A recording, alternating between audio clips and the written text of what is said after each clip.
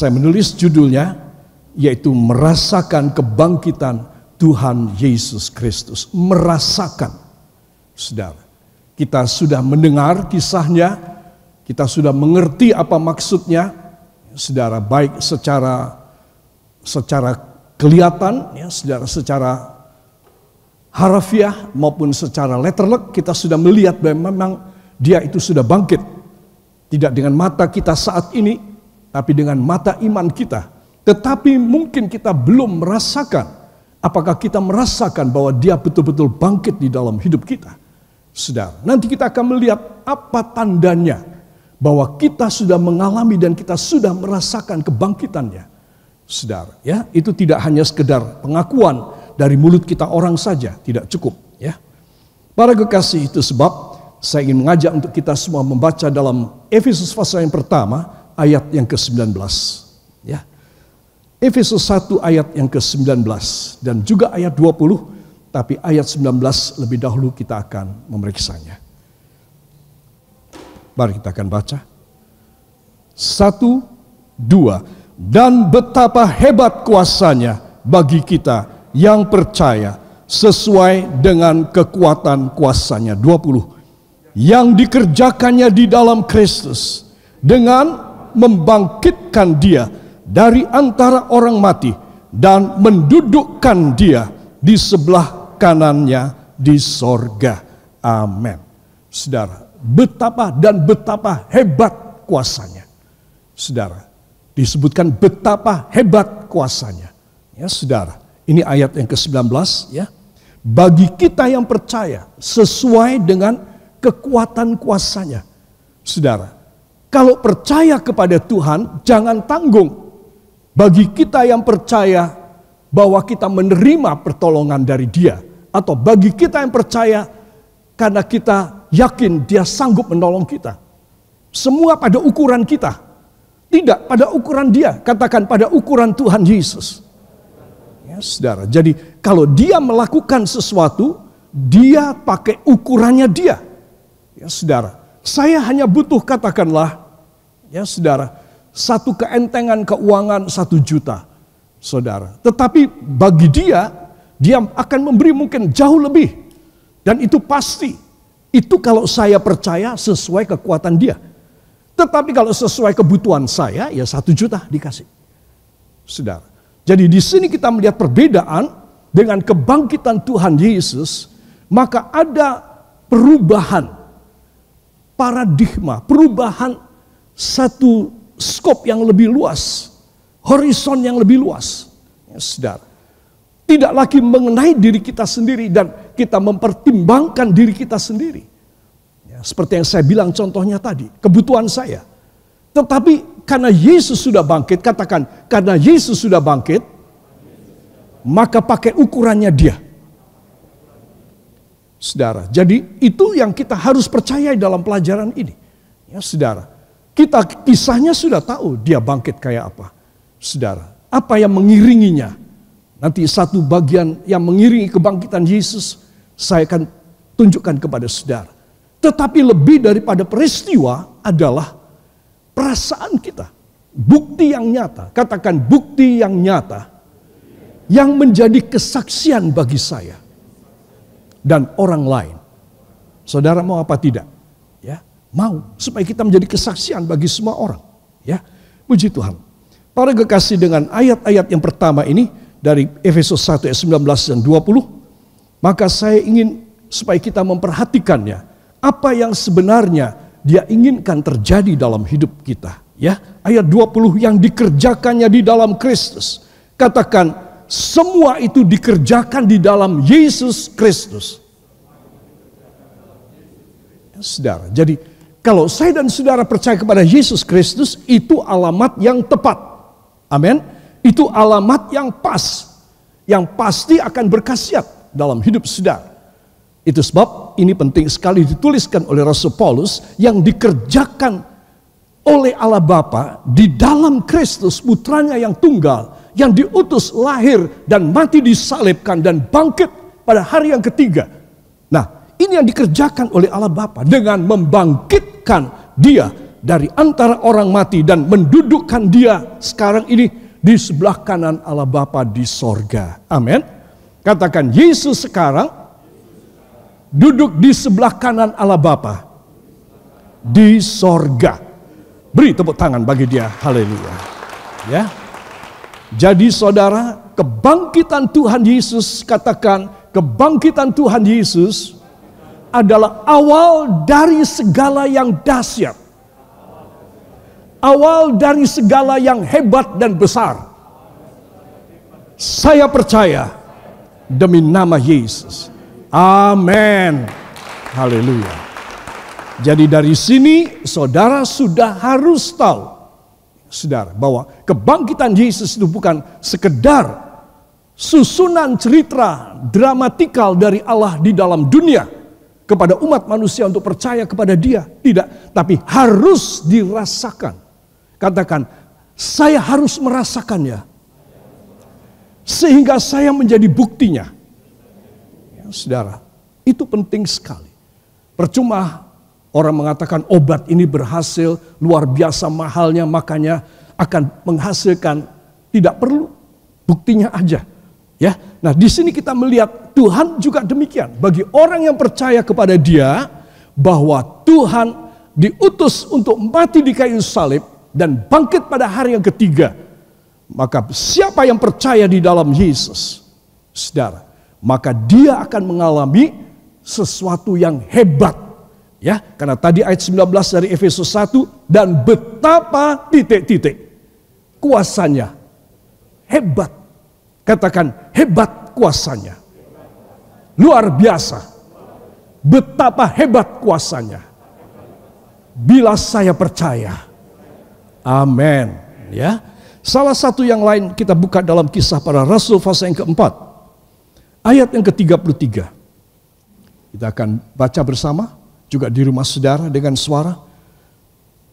1, 2. Dan dengan kuasa yang besar, rasul-rasul memberi kesaksian tentang kebangkitan Tuhan Yesus. Dan mereka semua hidup dalam kasih karunia yang melimpah-limpah. Amin. Saudara, dan dengan kuasa yang besar. Katakan, dengan kuasa yang besar. Saudara, kecil atau tanggung, besar. Itu sebab tidak heran Efesus menuliskan, Rasul Paulus kepada jemaat di Efesus pasal 1 ayat yang ke-19 disebutkan, dan betapa hebat kuasanya. Karena memang dia dengan kuasa yang besar. Ya, saudara. Dan dengan kuasa yang besar, rasul-rasul memberi kesaksian. Sehingga rasul-rasul penuh dengan kuasa. Dari kebangkitan yang menghasilkan kuasa yang hebat tersebut. Sehingga rasul-rasul dengan kuasa yang besar. Amin. Katakan, bila kebangkitan Yesus hebat, maka saya sebagai anak-anaknya, hamba-hambanya, memiliki kuasa yang besar. Dalam nama Yesus. Amin. Beri tepuk tangan bagi dia. Haleluya. Ya, jadi di sini sebab kita melihat penyebabnya, ya saudara. Apa yang menghasilkan rasul-rasul bisa dengan kuasa yang besar memberitakan Injil, ya, penuh dengan kuasa yang besar. Karena ada kebangkitan yang begitu hebat. Ya, saudara yang kekasih. Itu sebab dari Kisah pasal yang keempat ayat 33 yang baru kita baca tadi, ya. Maka saya menyangkutkan dengan satu pertanyaan, kenapa judulnya merasakan kebangkitan Tuhan Yesus Kristus? Apa yang bisa kita rasakan? Apa dong yang kita bisa rasakan dari kebangkitan? Saya belum merasakan apa-apa. Dari minggu kemarin kita memperingati, saya belum kerasa apapun. Bahkan dulu tahun-tahun yang kemarin, yang sudah, saya juga tidak merasa apa-apa. Wah, repot sekali kalau begini. Ya, itu sebab kita harus merasakan bahwa kebangkitannya bukan sesuatu peristiwa yang kudus dan dahsyat yang dicatat oleh kitab suci saja. Semua katakan, tetapi yang terjadi pada hidup saya. Amin. Ya, para kekasih, itu sebab tadi kita sudah membaca ada dua hal dari Kisah Para Rasul pasal 4:33 yang terakhir kita baca ini, dengan kuasa yang besar. Katakan yang pertama, saya pasti mendapat kuasa yang besar bila saya melayani pekerjaan Tuhan. Ya, ini harus dipegang. Memang disebutkan para rasul, saudara. Sekarang para rasul tidak ada, maka Yesus berkata, aku naik kembali kepada Bapa dalam Yohanes pasal yang ke-14, tetapi aku meninggalkan kamu tidak sendirian, supaya kamu boleh melakukan pekerjaan-pekerjaan yang bahkan, katakan yang bahkan lebih besar dari yang Tuhan kerjakan. Wow, ya. Apa enggak keliru ini Tuhan Yesus? Dia sendiri yang sudah ngendiko bahwa kalau aku naik ke sorga, maka kalian yang tinggal di dunia, kalian harus melakukan pekerjaan-pekerjaan bahkan, katakan bahkan, yang lebih besar dari yang Tuhan Yesus lakukan. Saudara, susah ya mau mempercayai ini. Saya juga susah mempercayai. Masa kita orang berdosa tidak sempurna seperti dia, bisa melakukan hal yang lebih besar dari dia? Ya, kita tahu apa sebab. Karena dia kembali kepada Bapa dan dia hanya mempunyai span of time, waktu yang singkat saja. Ya, dia hanya melayani manusia sekitar 3 tahun 6 bulan saja. Jadi hanya sedikit yang dia kerjakan. Ya, katakanlah luar biasa yang tercatat di dalam kitab suci. Tetapi dia mengatakan, kalau aku diangkat ke dalam kerajaan sorga, kalian yang meneruskan. Katakan, saya yang harus meneruskan. Berarti saya harus memiliki kuasa yang besar untuk bisa melanjutkan misi Tuhan Yesus Kristus. Amin. Nah, itu sebab dia mengatakan kamu harus bisa melakukan bahkan yang lebih besar dari yang aku pernah lakukan. Saudara, ya sekarang kemudian kita bisa percaya, oh Tuhan, karena Engkau menghendaki hamba melanjutkan missionmu ini, itu sebab Engkau memberi kuasa yang besar kepada hamba. Ya, jadi siapa yang mau melakukan misi dari Tuhan akan menerima kuasa yang besar. Amin. Mungkin saudara bertanya, tapi saya cuma ibu rumah tangga, tidak mengabarkan Injil, tidak berkhotbah, apalagi saya tidak bisa. Saya tidak mempunyai satu keahlian dan kemampuan. Saya tidak bisa berkorban banyak untuk gereja dan pekerjaan Allah. Saudara kalau menjadi kesaksian, itu saudara sudah dipakai oleh Tuhan. Contoh apa seorang ibu rumah tangga bisa menjadi kesaksian? Dia walaupun hanya pegang uang cuma sedikit barangkali, dia tidak kerja di luar untuk cari penghasilan, tetapi karena dia mempunyai kuasa dari Tuhan dalam hidupnya sebagai ibu rumah tangga, wow, doanya hebat. Dia mendoakan suaminya, dia mendoakan anaknya, dia mendoakan orang tuanya, dia mendoakan menantunya, cucunya. Saudara, nah kalau dia tidak berdoa, itu kuasa yang besar tidak terjadi kepada orang-orang yang dia doakan. Dia hanya mau makan tidur saja. Dia cuma mau ngepel saja. Dia tidak mau berdoa. Dan dia tidak mau menadahkan tangannya ke sorga. Dia tidak berguna. Tapi kalau ibu rumah tangga sekalipun yang tidak punya kerjaan, tidak punya job, namun mau dipakai oleh Tuhan, maka apa yang dia bisa lakukan? Berdoa umpamanya. Dia bisa berdoa dan membuat mujizat terjadi dalam keluarganya. Sehingga tidak ada yang mustahil. Amin. Nah, inilah hal yang penting sekali. Dan yang kedua, karunia yang melimpah-limpah. Katakan, selain kuasa yang besar, kebangkitan Yesus memberi kepada saya berkat karunia yang berlimpah-limpah. Ya, saudara-saudara melihat ini kuasa ini perkara rohani. Ya. Dan berkat karunia yang melimpah ini jasmani. Jadi kebangkitan Tuhan Yesus dari antara orang mati itu menjamin rohani kita dan menjamin jasmani kita. Amin. Katakan komplit sudah. komplit. Saudara tidak usah khawatir dan ragu lagi. Jadi kalau saudara pulang dari sini, saudara menghadapi keadaan apapun di rumah saudara, dan saudara merasa kecil hati, saudara merasa gemeter, saudara merasa lemes menghadapi semua itu, engkau harus bangkit. Karena Tuhan Yesus sudah bangkit dari antara orang mati dengan kuasa yang besar, kuasa yang hebat. Maka aku tidak boleh lemes, aku tidak boleh lemah, aku harus kuat. Karena Yesus sudah bangkit. Haleluya.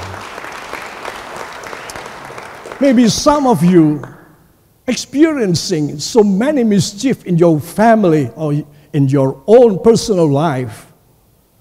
You have to believe that Jesus Christ have already risen from any death, and death no more have power in him. That's why you have to act like Jesus that have risen. You have to revive yourself. You have to receive the resurrection power of Jesus Christ so that you can overcome everything in your life. Saudara, dan inilah yang menjadi apa yang Tuhan mau berikan. Jadi dia bukan cuma mati di kayu salib. Ya, lihat kayu salib yang dahsyat, gede banget ya saudara. Nggak tahu sudah berapa puluh tahun kita membangunnya, kita memasangnya setiap kali. Memang saya secara eksplisit, ya, secara mencolok, saya ingin menunjukkan bahwa salib Yesus itu mengerikan, saudara. Jadi kita tahu dia bukan hanya untuk mati saja, tapi dia untuk bangkit dari antara orang mati. Ya saudara, sehingga rencana Allah tidak berhenti pada kematiannya. Dan kita menangisi dia yang mati, tidak. Tetapi kita bersuka cita di dalam dia yang hidup dan bangkit dari antara orang mati. Ya, dan ini satu hal yang sangat penting dalam hidup kita. Saudara, di sini saya ingin menunjukkan kontraindikasi, kebalikannya, kontroversinya, kosok baline dari kuasa yang besar, kuasa yang hebat tersebut, yang terjadi pada hamba-hamba Tuhan yang dipakai oleh Allah, saudara. Maka sekarang ada kontraindikasinya. Ya saudara, apa? Kalau tadi dipakai oleh Tuhan, maka ada kebalikannya. Ya saudara, yang kontradiktif, yang kosok baline, yang berlawanan. Ya saudara, kontraindikasi dari kuasa yang besar. Bukan kuasa yang kecil, saudara. Tapi lebih jelek daripada kuasa yang kecil sekalipun. Saudara, kita akan melihat di sini, saudara, bahwa kehilangan Yesus, katakan kehilangan Yesus, adalah tipuan iblis. Padahal Yesus bangkit. Ya, jadi kita semua harus tahu kalau kita meratapi Tuhan dan kita merasa kehilangan Tuhan, saudara. Dan kita tahu bahwa Maria yang kita akan pelajari ini kehilangan Yesus. Karena kehilangan Yesus, maka apa yang dia alami? Dia menangisi. Dia menangisi Yesus. Dalam bahasa populernya, dia putus asa. Ya. Dia remuk hati, remuk redam hatinya. Dia hidup tanpa cinta yang mula-mula. Karena dia cuma bisa mentok pada Yesus mati, udah mati mayatnya dicuri orang. Ini sudah mentoknya Maria. Saudara, dia sudah tidak bisa mikir lagi, dia sudah kalut. Saudara, apa sebab? Karena dia punya iman, Yesus mati, tidak bangkit, jenazahnya dicuri orang. Saudara, heran. Ini kalau bukan iblis yang kasih pada Maria, tidak mungkin. Saudara. Sehingga Maria begitu ekstrim pendapatnya ketika melihat bahwa kubur itu sudah tidak ada mayatnya. Padahal kemarin Yesus memang ditaruh di sini. Dia tidak salah masuk kubur. Saudara. Tapi Yesus tidak ada. Tidakkah seringkali kita anak-anak Tuhan, jemaat Tuhan, hamba-hamba Tuhan bahkan, yang kehilangan Yesus yang bangkit. Saudara, kita dibisiki, kita dikorekin telinga kita oleh iblis. Diberikan faham yang keliru bahwa Yesus hilang. Saudara, Yesus tidak bangkit. Para kekasih, sehingga timbul putus asa, remuk hatinya, dan hidup tanpa cinta mula-mula. Orang yang hidup dengan cinta mula-mula yang berkobar-kobar kepada Kristus, saudara, dia selalu mempunyai vitalitas ilahi, dia selalu mendapatkan kekuatan, dia selalu diberkati dan dipercayai oleh Tuhan lebih banyak. Amin. Tetapi kalau sampai saya putus asa, kenapa saya bisa putus asa? Karena iblis membisikin saya. Memangnya tidak bisa aja iblis membisikin. Itu sebab Anda dan saya harus tahu, ya saudara, kita tidak boleh kehilangan Yesus. Semua katakan, mulai saat ini. Ya, tolong saudara punya tangan kiri ke dahi, ya, tangan kanan ke atas. Mulai saat ini, segala pikiran bunuh diri, putus asa, tidak berani maju, ragu dan bimbang, mau pasif saja, mau tetap saja malas, mendengar bisikan iblis. Aku hancurkan engkau, keluar dari pikiranku, keluar dari hatiku, dalam nama Yesus. Aku memiliki Yesus yang bangkit, yang hidup untuk selama-lamanya. Dan aku pun akan hidup selama-lamanya bersama dia di sorganya. Angkat dua tangan, ucapkan terima kasih. Terima kasih Bapa, terima kasih Yesus, terima kasih Roh Kudus. Thank you Lord for every effort that you have given to us. Your authority, your power, your willingness to give us also the revival, the resurrection power of Jesus Christ. Hanya di dalam nama Tuhan Yesus Kristus, Juru Selamat dan Penebus kami. Dan kita semua mengaminkan. Amin. Beri kemuliaan yang baik bagi dia. Haleluya. Para kekasih. Nah, dalam Yohanes 20 ayat yang ke-13. Mohon dibuka pada Alkitab saudara lebih dahulu. Yohanes 20 ayat 13 ya. Mari kita akan baca.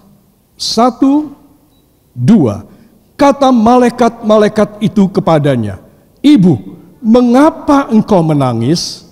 Jawab Maria kepada mereka, Tuhanku telah diambil orang, dan aku tidak tahu di mana ia diletakkan.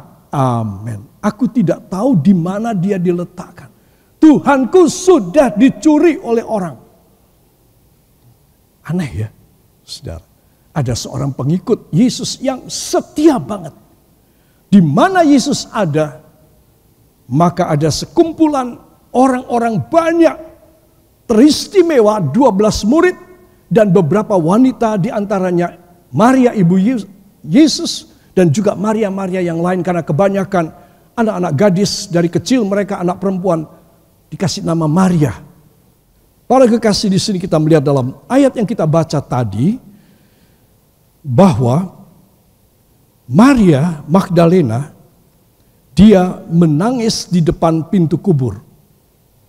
Lalu ada 2 orang malaikat, ya saudara melihat ada 2 malaikat pada lukisan ini, ya saudara. Dan malaikat itu bertanya, menegur, Ibu, mengapa engkau menangis?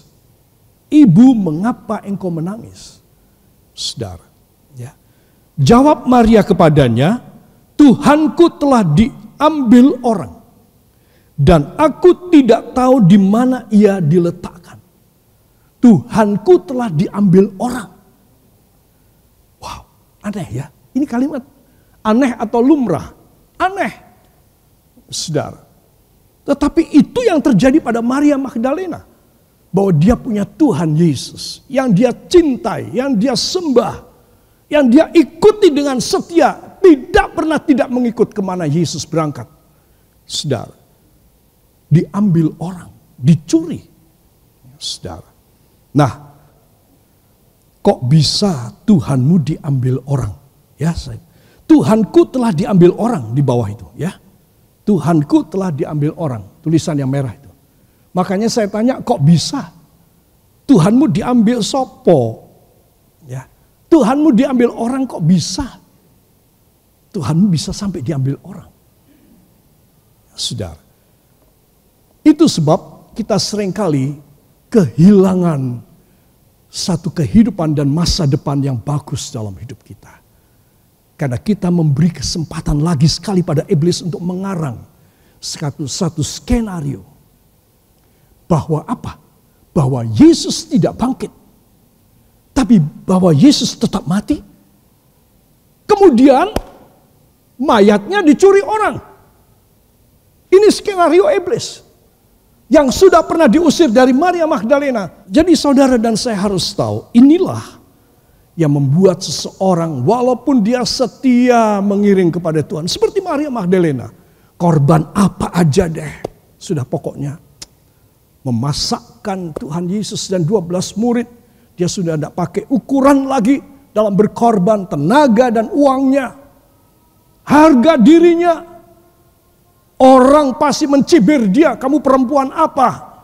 Terus ngekor terus sama Mesias. Sama guru kita. Ya, sesama anak Tuhan yang akan menggosipin dia. Bukan orang luar. Sesama anak Tuhan akan menggosipin dia. Selalu akan ada. Jadi saudara mesti tahu. Kebangkitan Tuhan Yesus harus merubah segala paradigma. Dan segala sesuatu yang salah di dalam pikiran kita. Kok bisa salah? Iblis yang naruh. Katakan iblis yang menaruh pada pikiran saya. Pada hati saya. Sehingga salah. The resurrection of Jesus Christ alone can make every mischief and misunderstanding in this world. And also change all the paradigm. All the paradigm. That Jesus Christ not only risen from the dead, but also want to make a new, powerful, and graceful history for each one of us. So please, don't let the devil spirit come back in your ear, in your heart, in your mind. It is very dangerous. Saudara. Jadi kebangkitan Tuhan Yesus ini harus merubah semua paradigma kita. Saudara, inilah pelajaran yang penting bagi kita semuanya. Pantas selalu ada alasan emosional. Memang pada peristiwa ini alasan gejolak emosional apa yang diungkapkan, yang diaktingkan oleh Maria Magdalena, menangis. Saudara. Dan menangis ini yang dibikin oleh iblis. Ya bagus, kamu nangis terus. Yesusmu itu sudah mati dan Yesusmu itu sudah diambil orang. Mati, mayatnya diambil orang. Nangislah. Sehingga gejolak emosional inilah pada akhir zaman, pada zaman yang ultramodern ini, dalam bentuk-bentuk yang aneh-aneh, yang gak masuk akal. Saudara, itu sebab kita harus minta supaya Yesus satu, hidup dan bangkit, dua, tidak hilang dari hidup kita. Amin. Semua katakan, angkat tangan saudara. Itu sebab saya harus mempunyai iman bahwa Yesus saya sudah bangkit dan saya tidak akan pernah kehilangan Yesus seumur hidup saya dalam nama Yesus. Amin. Haleluya.